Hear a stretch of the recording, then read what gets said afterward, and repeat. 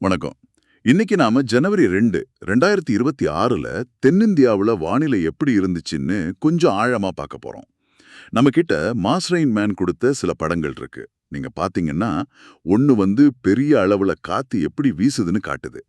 இன்னொன்னுல நிஜமாவே எவ்ளோ மழை பெஞ்சிருக்குன்னு நம்பர்ஸ் இருக்கு. அப்புறம் அடுத்த 24 மணி நேரத்துல என்ன நடக்கும்னு 2 ஃபோர்காஸ்ட் மேப்ஸும் இருக்கு. இது எல்லாத்தையும் ஒண்ணா வச்சு என்ன நடக்குது, ஏன் நடக்குது, அடுத்து என்ன ஆகும்னு ஒரு முழு கதையா புரிஞ்சுக்க போறோம்.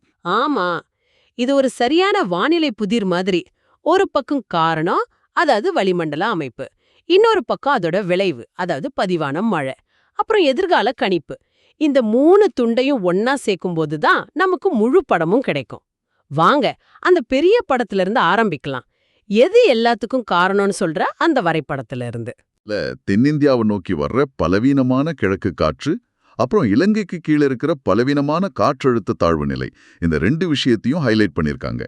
கேட்கறதுக்கு ரொம்ப சிம்பிளா இருக்கு, பலவீனமான காற்று, பலவீனமான தாழ்வு நிலைன்னு. ஆனா இந்த வார்த்தைகளுக்கு ஒரு சாதாரண மனுஷனுக்கு என்ன அர்த்தம்? முதல்ல இந்த காற்றழுத்த தாழ்வு நிலை, அதாவது ட்ராஃப்னா என்ன? நல்ல கேள்வி.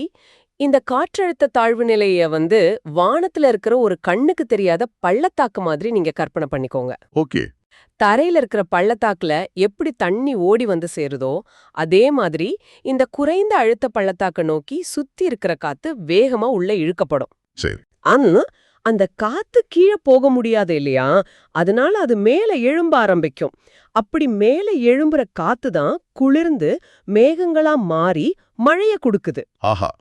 அதனால ஒரு இடத்துல ட்ரஃப் இருக்குனாலே அங்க வானிலை கொஞ்சம் சரியில்லாம மழைக்கு வாய்ப்பு இருக்குன்னு அர்த்தம். ஓகே, அப்போ அது ஒரு மழை மேக்கர். சரி, அதோட இந்த பலவீனமான கிழக்கு காற்று சேருது. எனக்கு ஒரு சந்தேகம்.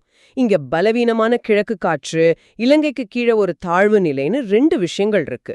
இவை இரண்டும் எப்படி ஒன்னா சேர்ந்து குறிப்பா தமிழ்நாடோட ஒரு சில பகுதிகளை மட்டும் டார்கெட் பண்ணி இவ்ளோ ஈரப்பதத்தை கொண்டு வந்துச்சு? இதுதான் விஷயத்தோட முக்கியமான பாயிண்ட். அந்த பலவீனமானங்கிற வார்த்தையை நம்ம தப்பா புரிஞ்சுக்க கூடாது. வானிலைய பொறுத்தவரை பலவீனம்னா பாதிப்பு இல்லாததுன்னு அர்த்தம் கிடையாது. சொல்லப்போனா ஒரு பெரிய புயல் வேகமா ஒரு இடத்த கடந்து போயிடும். ஆனா இது மாதிரி மெதுவா நகர்ற ஒரு பலவீனமான அமைப்பு ஒரே இடத்துல நின்னு கடல் மேல இருந்து ஈரப்பதத்தை ஒரு பைப்லைன்ல அனுப்புற மாதிரி தொடர்ந்து அனுப்பிட்டே இருக்கும். ஓ, அப்போ அது ஒரே இடத்துல நின்னதால பாதிப்பு அதிகமா இருக்குன்னு சொல்றீங்க? மிக சரியா. இந்த 2 அமைப்புகளும் சேர்ந்து வங்காள விரிகுடாவில இருந்து ஈரப்பதத்தை உறிஞ்சி ஒரு கன்வேயர் பெல்ட் மாதிரி தென்னிந்தியா பக்கம் தொல்லி இருக்கு. அப்போ இது மாதிரி முன்னாடியே நடந்திருக்கா? சில வருஷங்களுக்கு முன்னாடி இதே மாதிரி ஒரு பலவீனமான அமைப்பு கணிக்கப்பட்ட போது யாரும் அதை பெருசா எடுத்துக்கல. ஆனா அது மேற்கு தொடர்ச்சி மலையில ஒரே இடத்துல மாட்டிக்கிட்டு 3 நாள் விடாம பெஞ்சுது. அப்படியா? ஆமா, பெரிய புயல்களுக்கு கிடைக்கிற மீடியா கவனம் இது மாதிரி அமைப்புகளுக்கு கிடைக்காது. ஆனா இதுதான் நாம எதிர்பார்க்காத நேரத்துல பெரிய பாதிப்பை ஏற்படுத்துற சைலண்ட் கில்லர்ஸ். வாவ். அதுதான் இங்க நடந்ததா இல்லையான்னு அடுத்த படத்தை பார்த்தா நமக்கு தெரிஞ்சிரும். கண்டிப்பா பார்க்கலாம். இந்த சைலண்ட் கில்லர் என்ன செஞ்சிருக்குன்னு பார்ப்போம். இப்போ 2வது படத்துக்கு வர்றோம். தமிழ்நாட்டுல பதிவான மழை அளவு. ஒரு நிமிஷம். கடனா அணை பகுதியில 239 மில்லிமீட்டர், குன்னூர்ல 215 மில்லிமீட்டர். அடேங்கப்பா, 239 மில்லிமீட்டர்னா கிட்டத்தட்ட 24 சென்டிமீட்டர். நம்ம பெரிய ஸ்கேல் நீள அளவுக்கு ஒரே நாள்ல வானத்திலிருந்து தண்ணி குட்டிருக்கு. சாதாரண விஷயம் இல்லவே இல்ல. 200 மில்லிமீட்டருக்கு மேல போற மழை மிக மிக கனமழைன்னு வகைப்படுத்தப்படுது. ஆமா. ஒரு சில இடங்கள்ல 1 மாசம் முழுக்க பெய்ய வேண்டிய மழை ஒரே நாள்ல, ஏன் சில மணி நேரங்கள்ல கூட பெஞ்சிருக்கு. நினைச்சு பார்க்கவே முடியல. ஆமா, 239 மில்லிமீட்டருங்கிறது வெறும் நம்பர் கிடையாது. ஒரு சின்ன நகரத்தோட ஒரு வருஷ குடிநீர் தேவையை பூர்த்தி செய்யற அளவுக்கு அது தண்ணி. ஆனா அது ஒரே நாள்ல கொட்டும்போது அது ஆசீர்வாதம் இல்ல, அது ஒரு பேரழிவு. திடீர் வெள்ளப்பெருக்கு, நிலச்சரிவுன்னு பெரிய பாதிப்புகளை இது உருவாக்கும். நிச்சயமா. இந்த நம்பர்ஸை பார்க்கும்போது எனக்கு இன்னொரு கேள்வி வருது. சிவகிரி, வீரபாண்டி, குன்னூர், கடனா அணை, இந்த எல்லா இடங்களுக்கும் ஒரு பொதுவான விஷயம் இருக்கா? ஏன் குறிப்பிட்ட இந்த இடங்கள்ல மட்டும் இவ்ளோ பயங்கரமான மழை? அருமையான கவனிப்பு. இருக்கு. இந்த எல்லா இடங்களுமே மேற்கு தொடர்ச்சி மலையோட அடிவாரத்திலேயோ அல்லது மலை மேலேயோ இருக்கு. ஓ. இப்ப முதல் படத்தையும் இதையும் ஒன்னா சேர்த்து பாருங்க. கிழக்கிலிருந்து அந்த ஈரப்பதம் மிக்க காத்து வருது. அது தரைப்பகுதி மேல பயணம் செய்யும் போது அதுக்கு எந்த தடையும் இல்ல. ஆனா எப்போ அது பிரம்மாண்டமான மேற்கு தொடர்ச்சி மலைய சந்திக்குதோ அப்போ ஒரு பெரிய சுவத்துல மோதுற மாதிரி மோதுதா? போக காத்து குளிர்ந்து அதுக்கு மேல ஈரப்பதத்தை பிடிச்சு வைக்க முடியாம அதுகிட்ட இருக்கிற மொத்த தண்ணியும் மழையா கீழே கொட்டிடுது. இதுக்கு பேரு தான் ஓரோகிராஃபிக் லிஃப்ட். வாவ். இதுல நாம கத்துக்க வேண்டிய பாடம் இதுதான். வானிலையில எதிரியோட பலம் மட்டும் முக்கியம் இல்ல, அவன் எந்த இடத்துல நின்னு சண்டை போடுறாங்கிறதும் முக்கியம். இங்கே அந்த மலைதான் போர்க்களம். சரியா சொன்னீங்க. அந்த போர்க்களம் மட்டும் இல்லனா இந்த பலவீனமான காத்து ஒரு சின்ன சாரல் மழையோட நம்மள கடந்து போயிருக்கும். அதனாலதான் கடலோர மாவட்டங்களை விட உள்ள தள்ளி இருக்கிற இந்த மலைப்பகுதிகளில் இவ்வளவு மழையா, அந்த வரைபடத்துல கூட அதிகமா மழை பெஞ்ச இடங்கள்லாம் மேற்கு தொடர்ச்சி மலையை ஒட்டி ஒரு கோடு போட்ட மாதிரி இருக்கு. நீங்களே புதிரை விடுவிச்சிட்டீங்க. அந்த கிழக்கு காத்து எப்போ ஒரு தடைய சந்திக்குதோ அப்பதான் அதோட உண்மையான முகம் தெரியுது. இதுதான் பலவீனமான அமைப்பு எப்படி மிக மிக கனமழையாக மாறுச்சுங்கிறதுக்கான ரகசியம். சரி, இது நேத்தைய கதை. அந்த பெரிய மழை பெய்து முடிஞ்சிடுச்சு. ஆனா அதோட தாக்கம் இன்னும் இருக்கா? இந்த கதை முடிஞ்சிடுச்சா இல்ல அடுத்த அத்தியாயம் இருக்கா?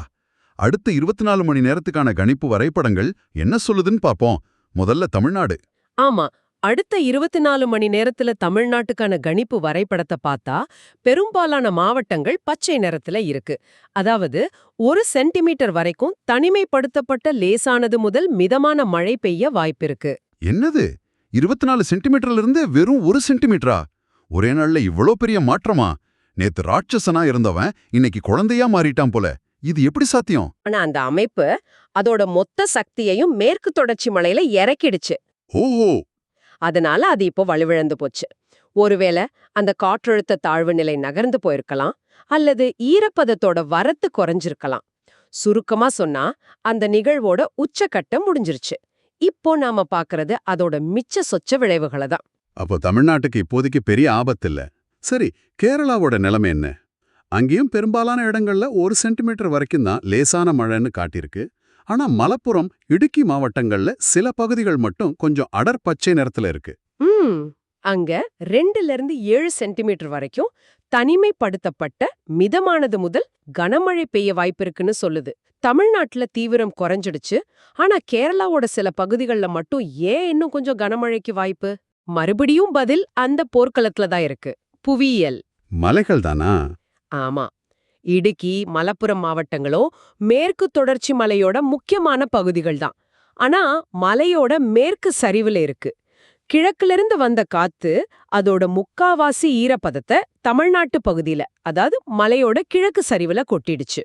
இப்போ அந்த காத்து மலைய தாண்டி கேரள பகுதிக்கு, அதாவது மேற்கு சரிவுக்கு போகுது. ஓகே. அதுகிட்ட இன்னும் கொஞ்சம் ஈரப்பதம் மிச்சம் இருக்கு. அந்த மிச்ச சுச்ச ஈரப்பதம் தான் இப்போ கேரள பகுதியில மிதமான மழையை கொடுக்குது. அப்போ ஒரு பெரிய அலை முதல்ல தமிழ்நாட்டு பக்கச்சரிவுல மோதி அதோட வேகம் குறைஞ்சி மிச்சம் இருக்கிற அலை கேரள பக்கச்சரிவுல மோதுற மாதிரி. மிகச்சரியான உவமை. அதுதான் நடந்திருக்கு. அந்த அமைப்பு நகர்ந்து போயிட்டு இருந்தாலும் மலைப்பிரதேசங்கள்ல அதோட தாக்கம் இன்னும் கொஞ்ச நேரத்துக்கு நீடிக்குது. அப்போ இந்த 4 படங்களையும் வச்சு பார்க்கும்போது ஒரு முழு துப்பறியும் கதை மாதிரி இருக்கு. பலவீனமான கிழக்கு காற்றும் காற்றழுத்த தாழ்வு நிலையும் சேர்ந்து ஒரு ஈரப்பத படைய கொண்டு வந்திருக்கு. அந்த படை நேரா மேற்கு தொடர்ச்சி மலைங்கிற பொட்டையில மோதி தமிழ்நாட்டு பகுதியில வரலாறு காணாத மழையை கொடுத்திருக்கு. இப்போ அந்த படை வலுவிழந்து தமிழ்நாடும் கேரளா முழுக்க லேசான மழையை கொடுத்துட்டு களைஞ்சு போகுது. இது ஒரு குறுகிய கால ஆனா மிக தீவிரமான ஒரு நிகழ்வு. ஆமா, அதுதான் கதையோட சுருக்கம். நீங்க சொன்னதுல ஒரு முக்கியமான வார்த்தை, மோதி. அந்த மோதல் தான் இந்த நிகழ்வோட கதாநாயகன். ஆமா. அந்த மோதல் நடக்கலன்னா இது வெறும் சாரல் மழையாக கடந்து போயிருக்கும். இதுல இருந்து நாம கத்துக்க வேண்டிய பாடம், பெரிய அளவிலான வானிலை அமைப்புகளுக்கும் நம்ம ஊரோட நில அமைப்புக்கும் இருக்கிற தொடர்பு தான். சரிதான். ஒரு வரைபடத்துல பலவீனமானன்னு தெரியற ஒரு விஷயம் சரியான இடத்துல சரியான நேரத்துல மிக கடுமையான விளைவுகளை ஏற்படுத்த முடியும். இந்த படங்களோட அடியில ஒரு சின்ன குறிப்பு இருக்கு. இது அதிகாரப்பூர்வமான முன்னறிவிப்பு அல்ல அப்படின்னு. அதோட முக்கியத்துவம் என்ன? அது ரொம்ப முக்கியமான ஒரு விஷயம். மாஸ்ரெயின்மேன் மாதிரி வானிலை ஆர்வலர்கள், ஆய்வாளர்கள் பொதுவா கிடைக்கிற பரவுகளை வச்சு இது மாதிரி ஆழமான பகுப்பாய்வுகளை தர்றாங்க.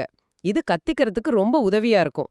ஆனா இந்திய வானிலை ஆய்வு மையம், அதாவது IMD மட்டும்தான் நம்ம நாட்டுல அதிகாரப்பூர்வமான எச்சரிக்கைகளையும் முன்னறிவிப்புகளையும் வெளியிடுற அமைப்பு. ஓ சரி. இந்த படங்கள் ஒரு நிகழ்வை ஆழமா புரிஞ்சுக்கிறதுக்கான ஒரு பகுப்பாய்வு தானே தவிர இதையே அதிகாரப்பூர்வ எச்சரிக்கையா எடுத்துக்க கூடாதுங்கிறத நம்ம மனசுல வச்சுக்கணும். புரிஞ்சுது. சில படங்களை மட்டும் வச்சு ஒரு வானிலை நிகழ்வை எப்படி படிப்படியா புரிஞ்சுக்கிறதுன்னு பார்த்தது ரொம்ப சுவாரஸ்யமா இருந்துச்சு. காரணம், விளைவு, அப்புறம் எதிர்கால கணிப்புன்னு ஒரு முழு பார்வை கிடைச்சது. ஆமா, ஒவ்வொரு தரவும் கதையோட அடுத்த அத்தியாயத்தை சொல்லுது. நீங்க சிந்திச்சு பார்க்கறதுக்காக ஒரு கடைசி விஷயம். சொல்லுங்க. இந்த படங்கள் ஒரு குறிப்பிட்ட நேரத்துல ஒரு குறிப்பிட்ட மாடல் கொடுத்த கணிப்பை காட்டுது. ஆனா நிஜமான வானிலை ஆய்வாளர்கள் ஒரு கணிப்பை எப்படி உறுதிப்படுத்துவாங்க? அவங்க ஒரே ஒரு படத்தையோ ஒரே ஒரு மாடலையும் மட்டும் நம்ப மாட்டாங்க. அப்போ அவங்க என்ன செய்வாங்க? அவங்க பல மாடல்களை ஒப்பிட்டு பார்ப்பாங்க. அமெரிக்காவோட GFS மாடல், ஐரோப்பாவோட ECMWF மாடல், இங்கிலாந்தோட UKMET மாடல்னு பல இருக்கு. இது எல்லாத்தையும் ஒரே நேரத்துல ஓடவிட்டு எல்லா மாடல்களும் ஒரே மாதிரி கதைய சொல்லுதான்னு பாப்பாங்க. ஓ, இது ஒரு நோயை கண்டுபிடிக்கிறதுக்காக 2வது, 3வது, 4வது டாக்டர் கிட்ட கருத்து கேட்கற மாதிரி. ஆமா ஆமா, 4 டாக்டரும் ஒரே விஷயத்த சொன்னா நமக்கு நம்பிக்கை அதிகமாகும் இல்லையா? கரெக்ட். அதே மாதிரி பல மாடல்கள் ஒரே முடிவை நோக்கி போகும்போதுதான் ஒரு கணிப்பின் மீதான நம்பிக்கை அதிகமாகும். அந்த ஒரு விஷயத்துக்காக அவங்க எவ்ளோ உழைக்கிறாங்கன்னு நீங்க நினைச்சு பார்க்கிறது இந்த தரவுகளுக்கு பின்னாடி இருக்கிற அறிவியலை இன்னும் ஆழமா நம்மள புரிய வைக்கும்.